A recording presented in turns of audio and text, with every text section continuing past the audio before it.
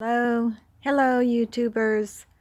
This is Island Girl Writes. Thanks for stopping by my channel. Just wanted to give you an update and hopefully talk to you just quickly about getting your garden ready for your spring plantings. If you've watched my other videos, you know that I have seedlings started in the house, but I want to show you what I'm doing to the garden to get it ready to go. So right now I've already rototilled my garden rows twice just to liven up the soil and get it ready. But this is what I've added to my soil. Now, if you're a home gardener, you know you have all kinds of stuff that you put in. But this is what I do. I walk up and down my rows and I sprinkle in these things. This is just regular fertilizer. I just take it in my hand and I strew it down my rows, till it in, or I'm going to till it in, and it just breaks down slowly. So by spring, it'll be at its best and be into the soil and making the soil live. I put a little perlite because perlite helps to hold the soil apart from itself so that air can get in. It helps to hold water into the soil. I use azomite, which is rock dust, and it's filled with all sorts of good organisms for the soil.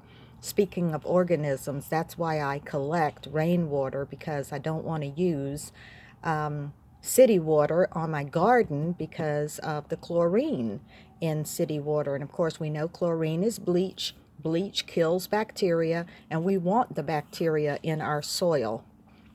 I have this specialty item called Leonardite, and I got it from, it's sort of like mountain rock dust, but Leonardite is a specialty item that just helps to add oxygen into your root bed, so that's always good. And then I've got some oyster shell. Oyster shell's full of calcium and salt from the sea, and that's always a good thing to just strew into your garden. Not a lot, just, you know, handfuls, and throw it around. It's good. Epsom salts, of course, is a great source of magnesium. I just take it by the handful and go up and down the rows and sprinkle it in. This is not Coffee Mate. This is a container full of regular household sugar, and I use sugar in my soil to help feed the bacteria so that it can thrive and grow. I had some citrus and avocado plant food. I use it also just only because I don't have that many citrus and avocado, and it's an all-purpose fertilizer. It surely can't hurt. Then I always keep up with some blood meal, because blood meal adds that organic piece. It's like it says, it's blood. Not human blood. Anyway, and it just helps the bacteria to thrive. Just wanted to show you, this is how I keep my rainwater. It runs right off the house into this bucket, and this is what I dip up and use to feed the garden.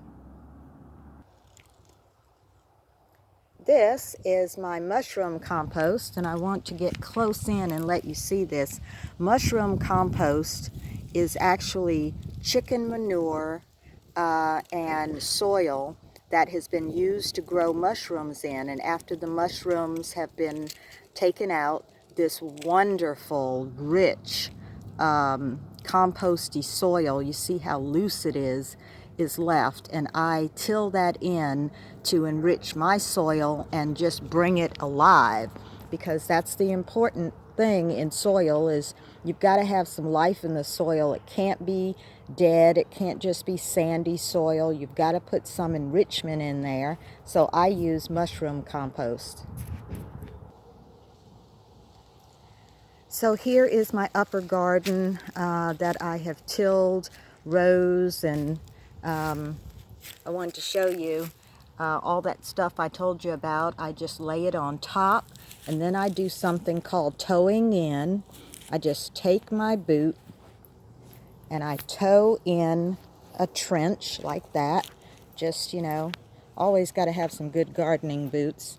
So I tow in a hole, and just cover it up with my feet like that. Sometimes I use a rake, but that just takes all the stuff that I put on top of the soil and I put it inside. You can still see that some of the sugar, oyster shell, and all are on top, but it will get rototilled again before I plant. I wanted to show you through the winter I've been putting my cucumbers and stuff that avocado pits and everything when I have cabbage at home, and I just put it in. If it rises to the top, I just step it in like that, cover it up, and let it degrade. So actually in the next month or two before planting time, this is my carrot box. I wanted to show you. Here it is, all those amendments that I added sitting on the top. And I'll just come through here and just put it in. Just mix it in like that. That's that. There's a beet. There's a beet that hasn't broken down yet. But that's what I'll do. I just till it into my soil and wait for good things to happen in the spring when I plant in this nicely enriched garden that is ready to plant. Okay, toodles.